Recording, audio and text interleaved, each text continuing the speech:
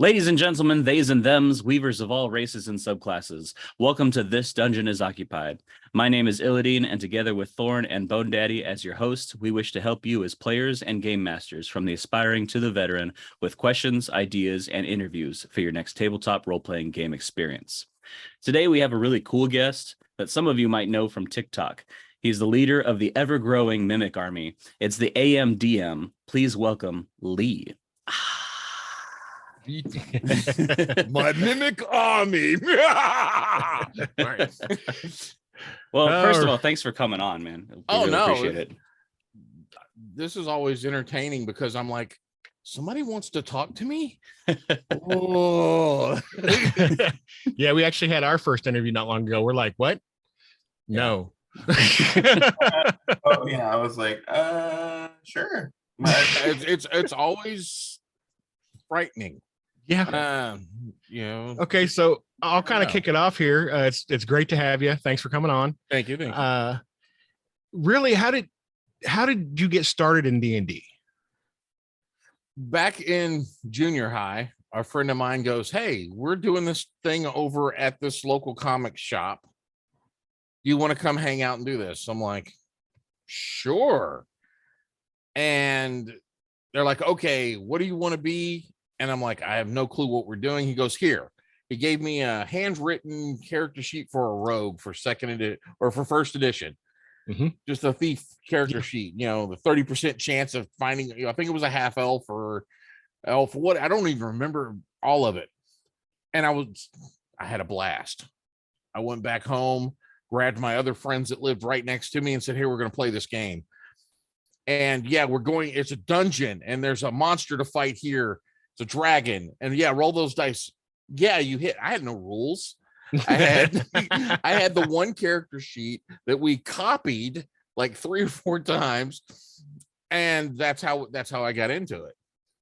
Oh yeah, it's like, I'm from that generation too. AD&D first edition, it was amazing. The first time you play, it's a dungeon. I mean, it's a dungeon crawl. That's it. And then, you started getting, there's graph paper and I can draw dungeons. Mm-hmm. Buy the graph paper by the stack, have dungeon after dungeon after dungeon. So much fun. No rhyme or reason to any of them. No, there really wasn't a story. It was just straight dungeon crawl. Yep. How did the dragon get into there? It's only a 10 by 10 room. It's magic. That's the end all be all of excuses. How did it happen? Yeah. I don't know. Magic. It doesn't matter. Yeah. So yeah, I mean, you told us your first character somebody just gave to you. So I'll go a little different direction, because that's usually one of the questions we ask is, do you remember your first character? Who was your favorite character? My favorite character that I have ever played will be Professor Nikolai T. Whipplebottom. He was a wild magic sorcerer that I built for the Tyranny of Dragons campaign. And he never believed he did magic. He was always science. And he was a snake oil salesman. I actually designed a wagon that the side would fold down to form his stage. And just never a bad deal. Just always looking for the best way he can make money and stay alive. It came to the point where the party, whenever we were going towards, there's a dragon over there. Let's there's none one over there, but the party would drag him. That's awesome. And in game, I would keep an actual journal. Basically his version of events, which completely made him out to be the one that finished off Tiamat and whole 9 yards. He was just absolutely. I actually wrote it down. Are y'all familiar with Knights of the Dinner Table? No, I'm not. So. Knights of the Dinner Table is the longest running comic book about Dungeons and Dragons. Okay. With it's never had a reset, like volume 1 going back.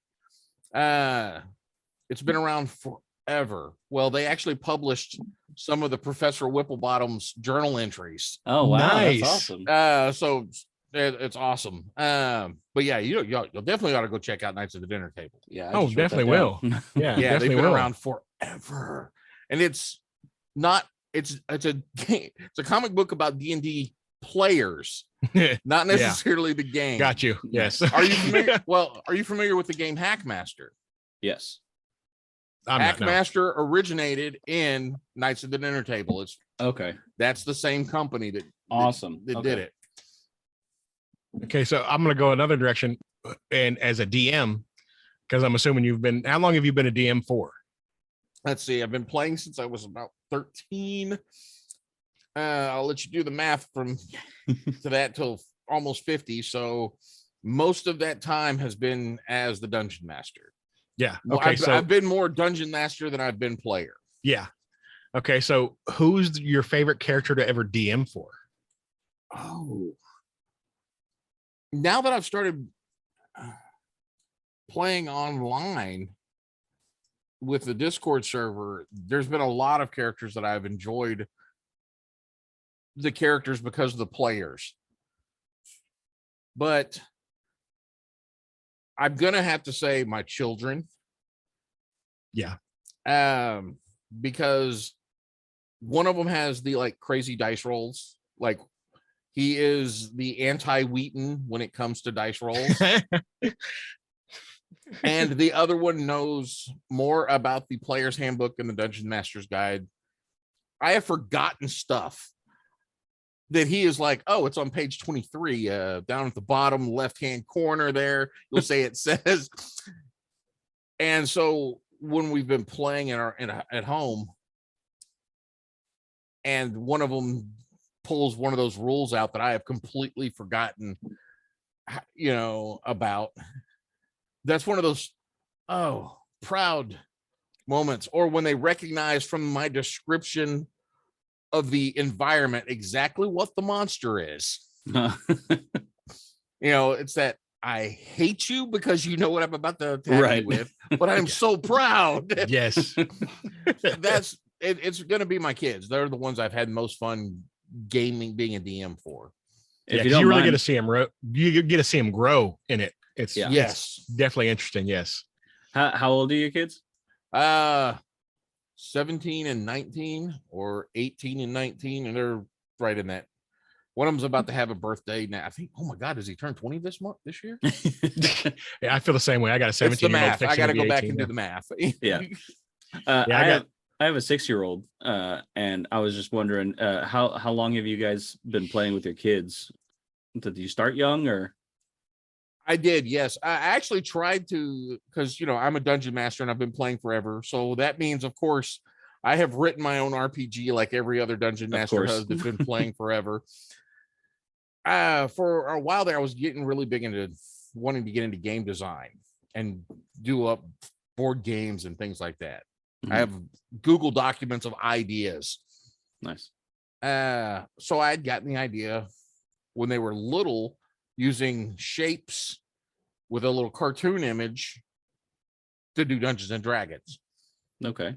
Like a little storytelling where I would hold up an image of a little cartoon castle and have them tell me what was needed, but actually have like, all right, to do anything on here, you have to have 2 triangles that are blue and 1 square that is green, things like that. We tried doing that, but the little kids, mine, were very much eating the chalk. So more interested in the paint in the box than the game itself. But I tried starting, and every few years I would jump in and go, hey, let's do this. And until finally, when they started getting in their mid-teens, early teens, they started really taking an interest into it. Awesome. But I've been trying since they were old enough to start recognizing the difference between 2 things. That's when I started trying. Nice. I mean, and what was their first campaign when they finally started getting into it in their early teens? Well, that's funny because we're still running that first campaign. Oh, cool. We've been this particular campaign that I've been running at home. I've been running for 7 years now. I've been running it for 7 years with various players. And it's just been continuation. Players would swap in and would just continue with the storyline. And it's going to end when they finally reach level 20, but sometimes they've died off or get tired of playing their characters before then. So these guys now are level 13 with their characters, and they have been playing it for at least playing into this one for at least 5 years now.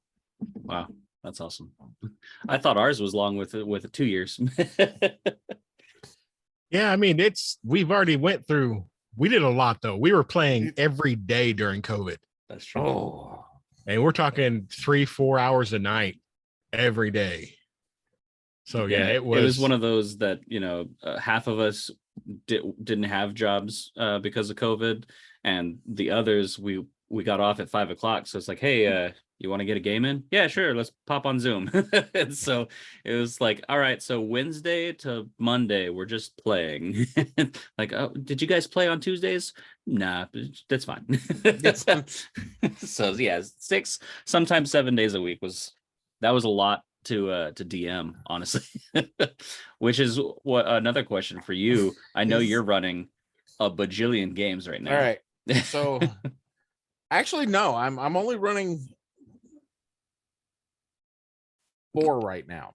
I had to think about it. I have my home game on Sundays. Mm-hmm.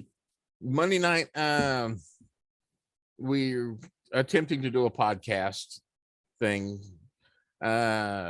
Tuesday nights is a game that I started with my mods that are on my Discord server. Mm-hmm. And that's the ones that they're not doing anything that I come up with. I just started one on Thursday night for Patreon supporters. That is a full campaign. It's going to be like Tuesday night, just full focus only on these players. Mm-hmm.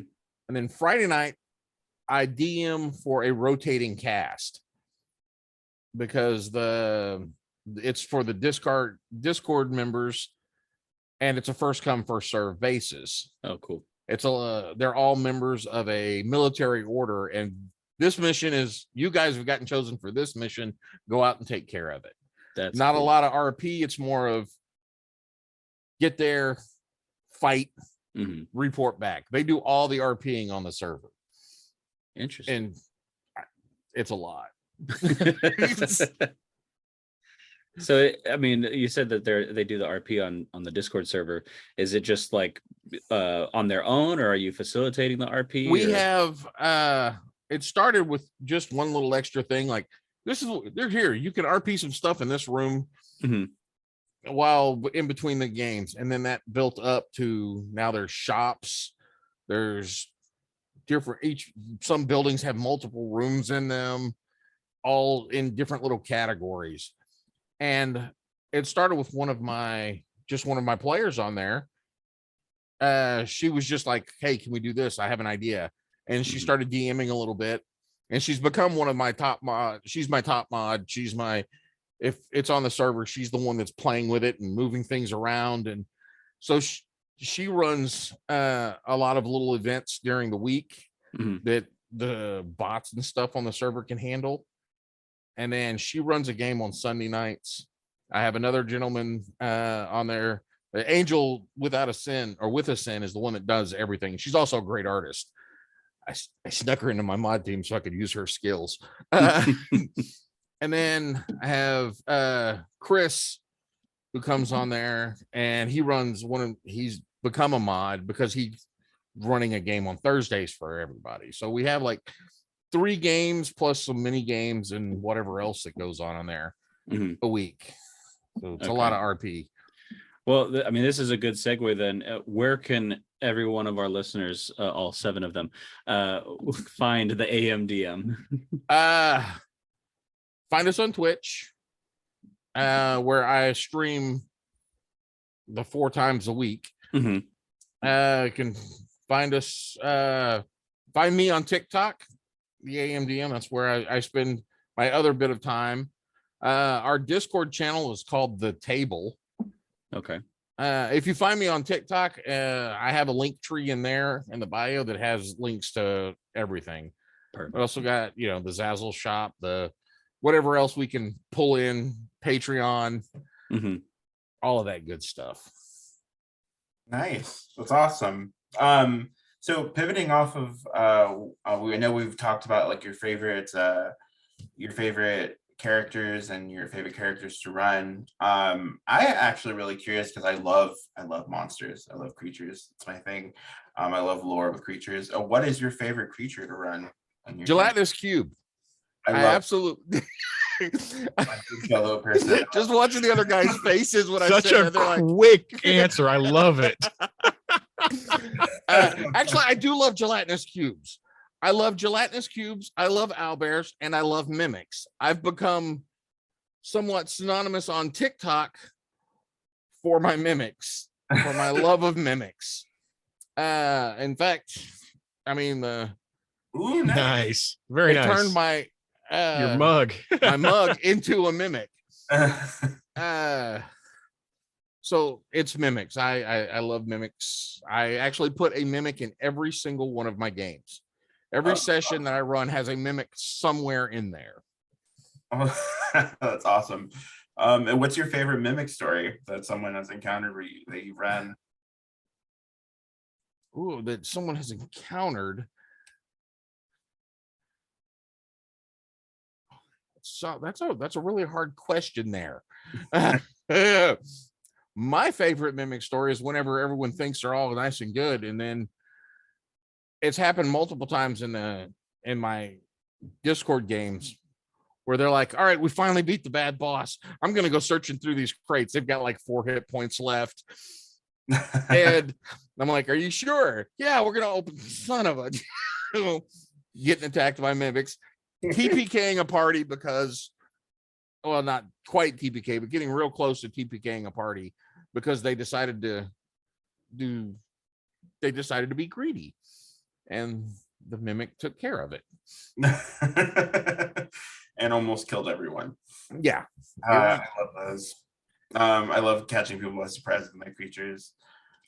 Speaking of catching people on surprise with your creatures, I'm actually my big thing is that I really love running horror campaigns, especially where mimics fit very well in as well. Mimics, gelatinous cubes, most creatures actually can be kind of tweaked to fit really well in a horror campaign. How do you feel about horror in Dungeons and Dragons?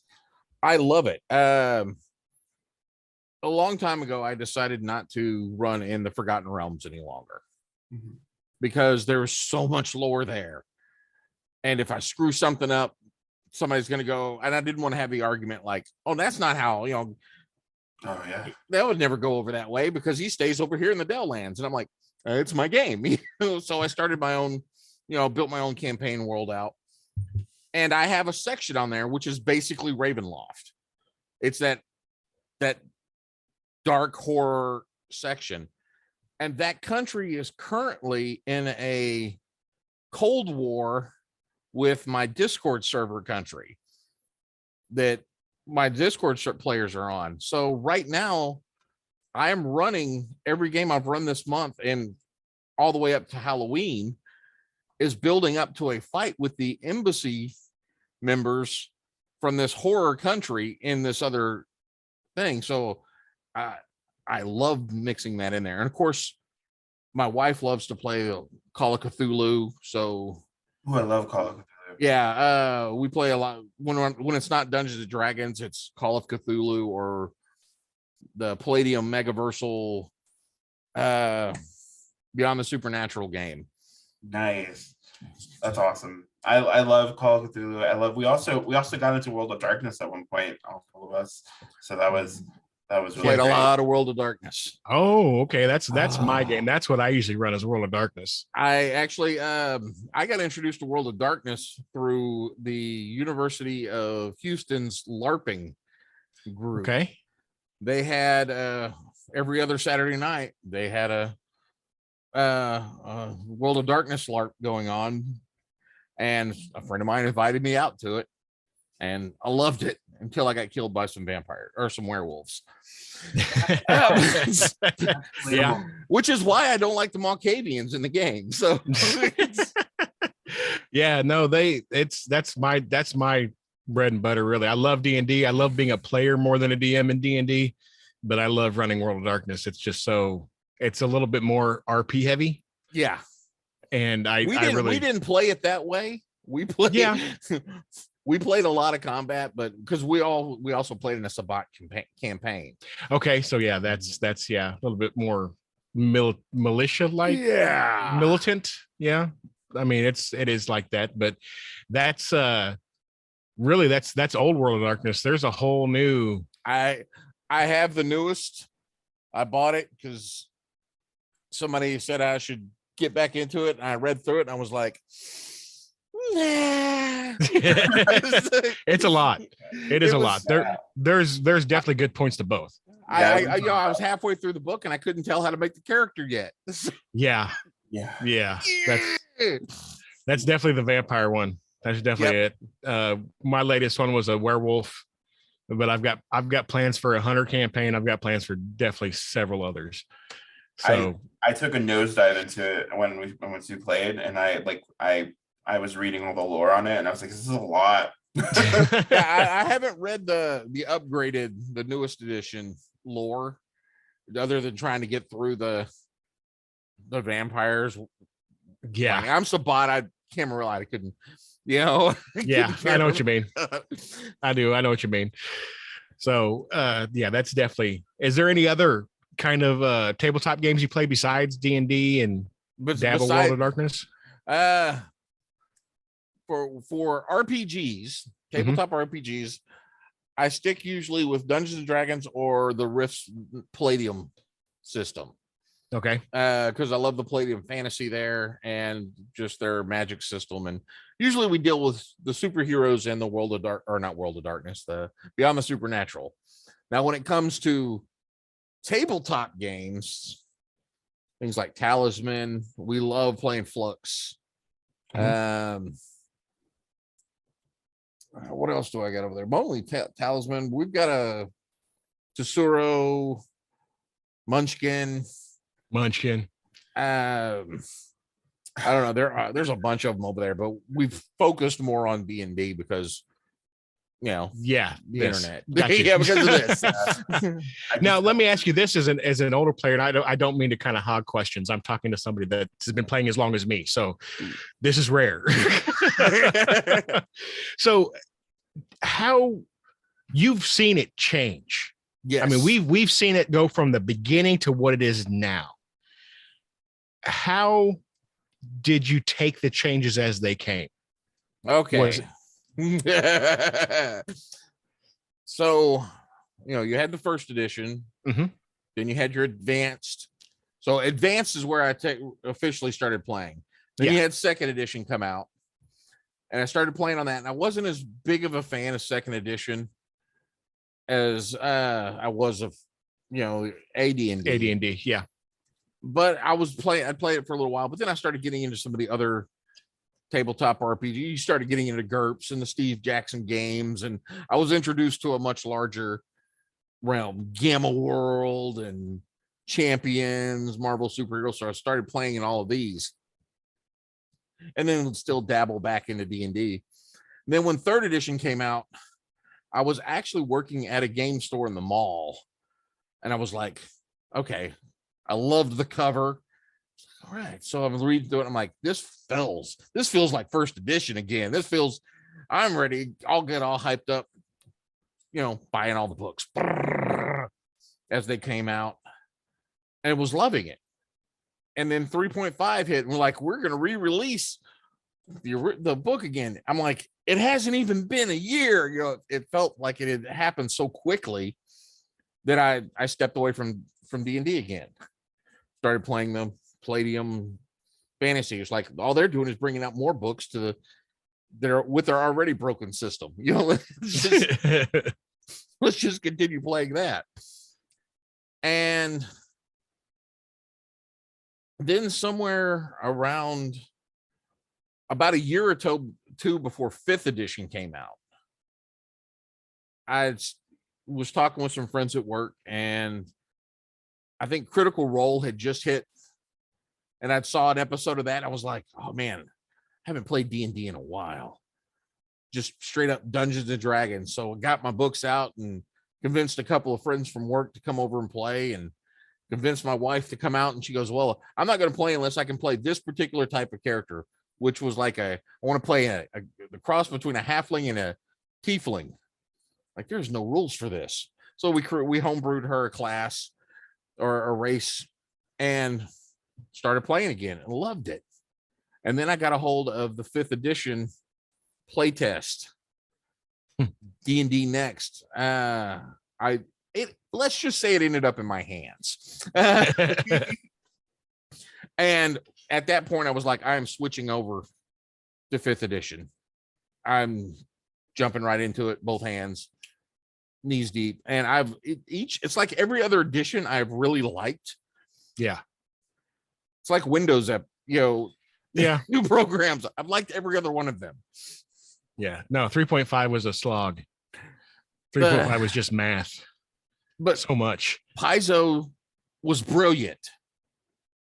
They took the 3.5, and it's like, all right, we're now running our own thing. We'll just keep adding some supplements here and there, build it up.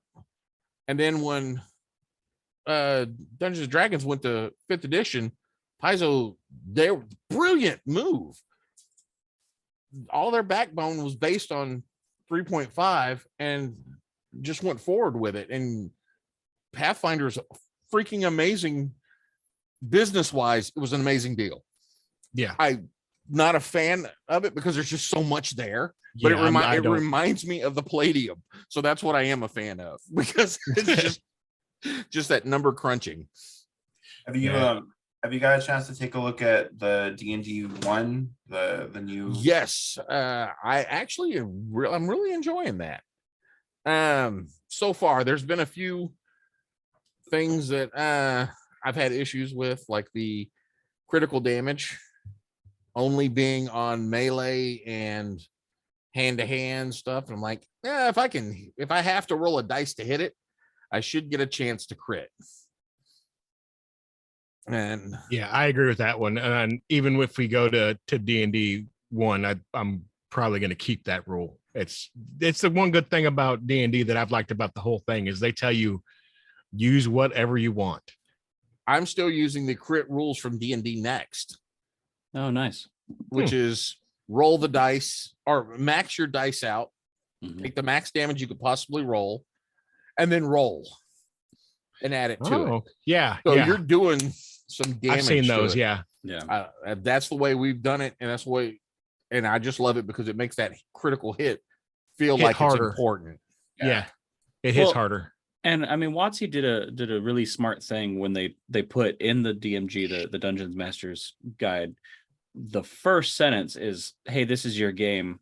These rules are basically guidelines. And then they go into the rules of the game, because I think that as far as I'm concerned, is D&D is the community tabletop RPG. They're the ones that it's like, it can be just the introductory one, because I mean D&D has a lot more of the marketing and the face value, especially with Satanic Panic and now Stranger Things and reliving the Satanic Panic and going through all that.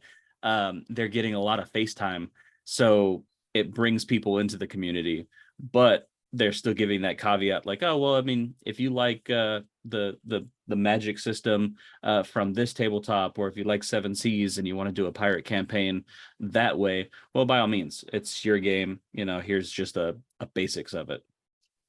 I've called it the open source of RPG systems. It is I think it was designed to be homebrewed on. Yeah. Oh yeah.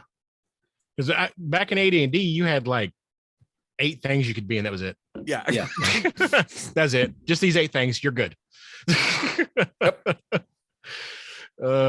So one of the things that we do that hopefully you'll be interested in as well on our interviews is we try to come up collectively with an NPC. And if you're down for that, we can get into that. All right. Not a problem. So first thing, of course, with an NPC, what's your favorite race? What race are we going to use for this NPC? My favorite race is actually gnomes, I think. Nice. I keep going back to them. Love them. And I don't know why. Because they're fun. They're hobbits. They're hobbits. I think it's because they're short. It's gnomes, halflings, and kinder. Those are like the three that usually get a lot. That's mine. So yeah. So we'll go around the table. Thorn, what is the name of our gnome? Our gnome is called Jacob Rocksplitter. Jacob Rocksplitter. Glad you didn't ask me to name this one because I am so terrible at it. Oh, yeah, there was a reason for that. Horrible. Well, I have a tip for you then. Fantasy name generator. We use it all the time. We plug them like crazy on our Patreon. We plug them like crazy. Yeah. They always put me on the spot, and I'm like looking around, like at those scenes in movies where I'm like, Coca-Cola. I definitely do that. It's, after Bone Daddy came up with Simon, spelt semen, we stopped asking him for names. As he's embarrassed. Yeah, I did that on purpose. And he should be. It's forever encapsulated in a published podcast. Yeah. Yes, it is. Okay, so now that we've thoroughly embarrassed you, Bone Daddy, who is our Jacob Rocksplitter? Is he a quest giver? Is he a shopkeeper? What are we doing? He's a shopkeeper. Okay. He sounds like a shopkeeper. He sounds like he sells really exotic stones. Like he's like, oh look, I have this one. You'll never find it anywhere else. Okay, well then I get to throw it to Lee. What's the name of our shop?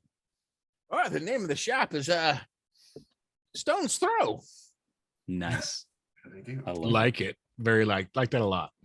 I think I just used that in one of my games recently. That's why it was in my head. We do that stuff all the time.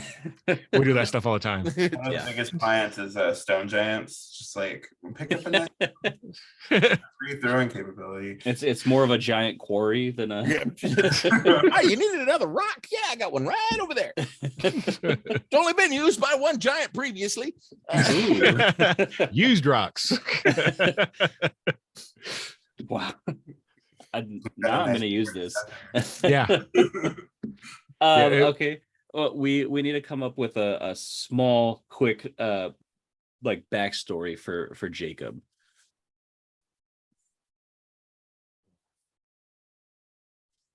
Now you've thrown me. This is the thing that this is I have books for this. Yeah, well, see, because the thing is with at least my players, I DM for a table of DMs, so they love tripping me up with this shit. And it's like, okay, so yeah, you come into the shop, Stone's Throw, you meet Jacob, he's there selling rocks, and they're like, well, why is he selling rocks? Why? Who wants to know? What do you? Who sent ya? Okay, we'll use this. Okay, so Jacob is extremely paranoid. Okay. Extremely paranoid. So nobody really knows the true story of why he sells rocks or the rocks he sells, where they come from, because he doesn't tell anybody. They never show up. There's no trucks or anything loading them off. They just appear. They just appear. Didn't you sell 1,000 of these? Yes. And this will be 1,001. Do you want it or not? Yeah. Because I have 15 other people that want this rock. It's like they're all charmed. Or they're all just the return. Oh wow. So yeah, is Jacob awesome. Is paranoid. Yeah. I like that's his backstory. Yeah. Well, thanks for indulging us, Lee. That's awesome. I'm gonna definitely use that. We have a town from we interviewed Historically Laced Cosplay, and they came up with an NPC halfling, and we threw it into a town that's almost all short people. It's just for whatever reason, we came up with the town for a town of the month thing for Patreon. And every time somebody throws us a gnome or a halfling or even a kinder, we just kind of put it into that town. And it's like, so I'm slowly building a secret town that's going to get thrown at my players, and it's just going to have chaos ensue. with all of these guys, because I don't know if it's just my games, but gnomes, halflings, and kinders, especially kinders because of D&D lore, but it's always chaos. I don't think that there's ever like a, even a serious gnome is still chaotic in some way. I have because I'm building my own campaign world, but I like all of the campaign worlds that are out there. So I'm a real big fan of Eberron.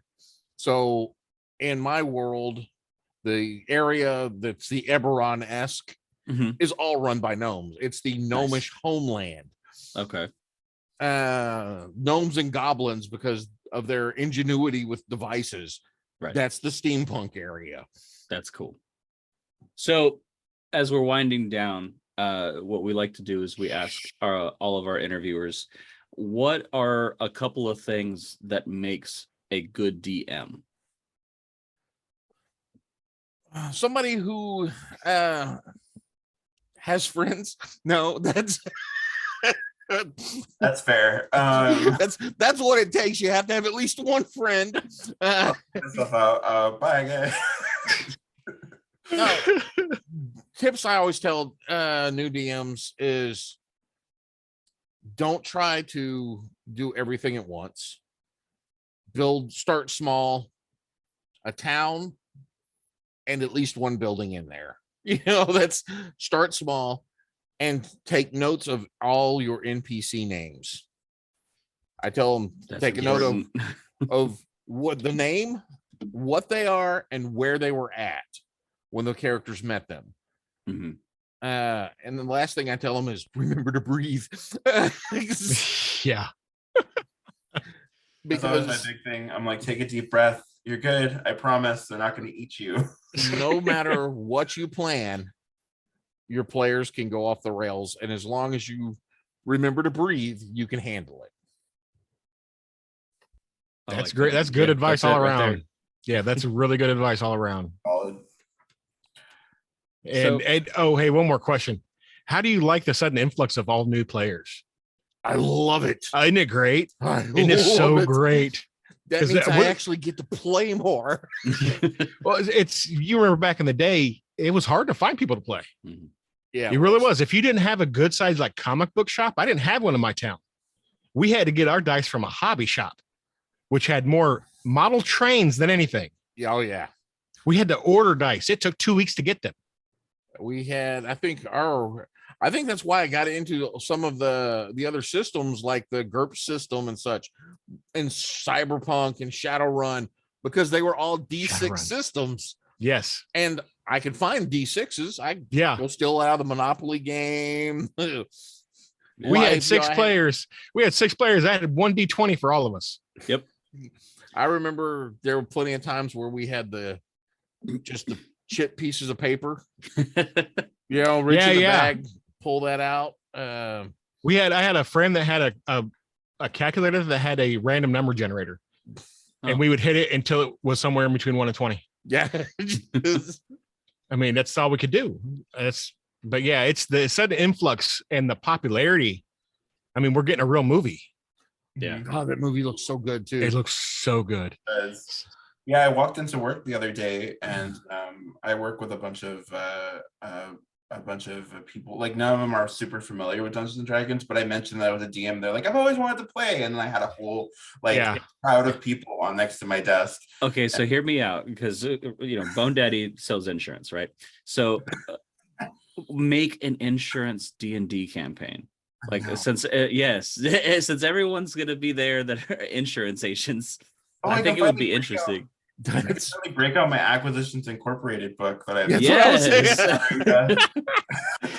Everybody has that book. Really nobody uses it. That's a really good idea and a good way to get into corporate dungeon mastering. Getting a corporate gig as a dungeon. I've got to get I gotta make a note of this. We just got to start our own company. We'll just all 4 BDMs and get hired out.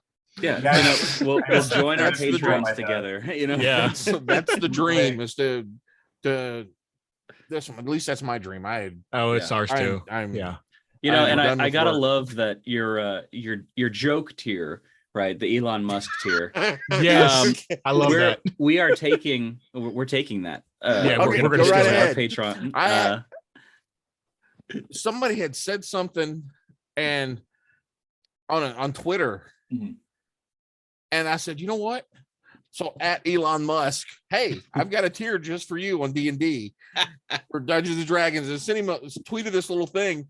And then I did another one, like reply to it for Jeff Bezos. I said, hey, I got a spot at the table for you too. That's awesome. Because it was one of those, if I never ask them, the answer is no. Yeah. Now I've asked them. I put the ball in their court. Yeah. There you go. Never hurts to ask. Oh, No. yeah.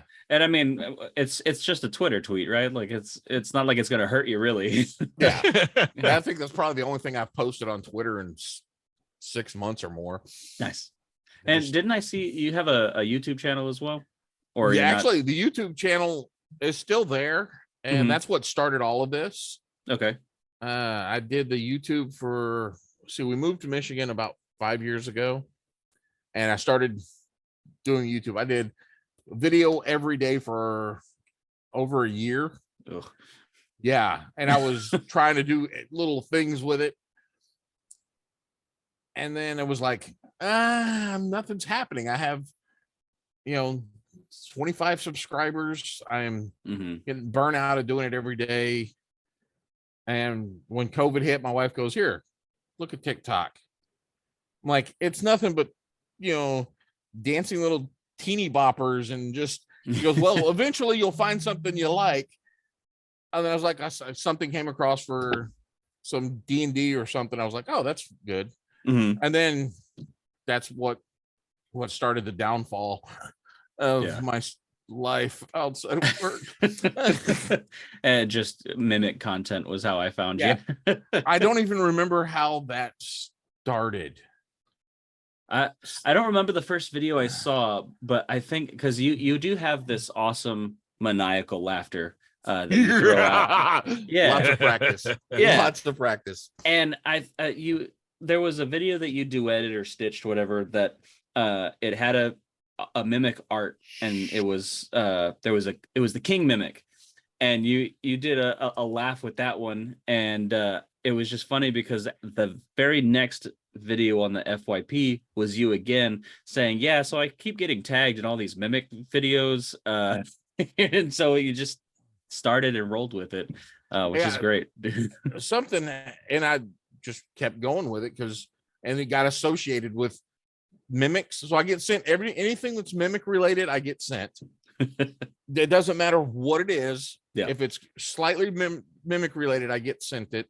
And every new Rickroll that somebody finds, I get sent as well. That's funny. And I will get them all back too. Last time I did that, because I do a giveaway every so often. I just did a 20K giveaway, which is the guy that did the video had to do 6 videos to show everything that was in it. Oh, wow. But the first one I did, because of all the Rickrolls I got, I was like, all right, I put it up there, and only 600 people had signed up to get the thing. I'm like, all right, you got to find the phrase in this video. It'll pop up by the end of the video, and that's what you have to reply with to enter the win. And then it's 3 minutes of never going to give you the phrase at the end of it was, there's not a phrase. Nice. I was live on Discord at the time, and on TikTok. I was streaming on Twitch and stuff. Yeah. And it's going, I'm like, and it's live now. And I can hear through people's headsets, the Rickroll card, and people are like, you son of a. I will get more people back. Yeah, that's great. And we were talking about the Elon Musk tier. I think that it is the dream, right? To just play DM forever. And that's kind of what we're trying to work towards. We have a thing that we're interviewing our way up to the likes of Matt Mercer and Brennan Lee Mulligan, where eventually they're going to be on our podcast. I don't know how you stepped down from Stoker to me. You went it's not a step down. Nah. You went backwards on that one. The Stoker interview was good though. It was good. She's great. She was amazing. But I mean, it's been fun, and well, I was telling you about, we're gonna steal that tier. We're definitely putting that there. I mean, even if it's something like I don't know, 10 grand even. I mean, hey, if you're gonna pay that much for a month, I'll be wherever you want to be. That's right. That's what I figured. Just let me know. Yeah. Hey, I'll quit right now. What are you talking about? So, but we're winding down. Any last comment for new players, for a new DM? I know you gave our 3 really good tips, but what is that thing from The Flash? Draw the plan, follow the plan, expect the plan to go out the windows, make a new plan. Love it. Yeah. That's it. That's my DMing in a nutshell. That's DMing Yes, in it a is. nutshell. All right. Well, thank you very much for coming on. It's been a blast. Stick with us for a little bit. We're going to do some bonus content for Patreon. But listeners, this is the AMDM Lee. Remember to check your dungeons, because this dungeon is occupied.